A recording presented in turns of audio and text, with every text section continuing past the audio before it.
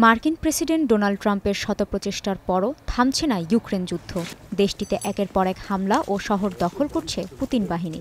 রুশ সংবাদ মাধ্যম আরটির দাবি, ইতোমধ্যেই দনবাসের দিমিত্রভ শহরে অবস্থানকারী 5টি ইউক্রেনীয় ব্রিগেড রাশিয়ার সেনারা ঘেরাও করে ফেলেছে। বর্তমানে সেখানে 1000 ইউক্রেনীয় সেনা আটকা পড়ে আছেন। এতেই থেমে নেই রাশিয়া। বুধবার রাতে দনেস্কের স্লোভিয়াঙ্কস শহরে অন্তত 9 বার বিমান হামলা চালানো হয়। 2 শিশুসহ আহত হন বেশ কয়েকজন।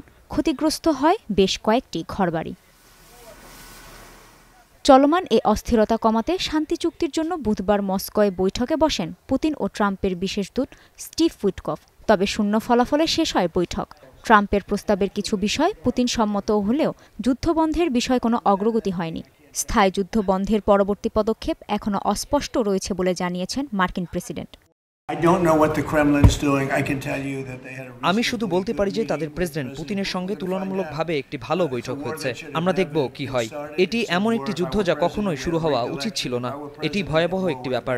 তবে আমার মনে হয়েছে তারা প্রেসিডেন্ট পুতিনের সাথে ভালো একটি বৈঠক করেছে। দেখা যাক সামনে কি হয়। পুতিনের সাথে বৈঠকের পর এবার ইউক্রেনের কর্মকর্তাদের সাথে আলোচনায় বসতে যাচ্ছেন উইটকফ ও কুশনার। স্থানীয় সময় বৃহস্পতিবার ফ্লোরিডায় এ বৈঠক হবে বলে জানিয়েছে হোয়াইট হাউস। ইউক্রেন রাশিয়া শান্তি প্রস্তাবের অনিশ্চয়তার মধ্যে ইউক্রেনকে $105 বিলিয়ন তহবিল দিতে রাশিয়ার সম্পদ ও ঋণের অর্থ ব্যবহারের প্রস্তাব দিয়েছে ইউরোপীয় ইউনিয়ন।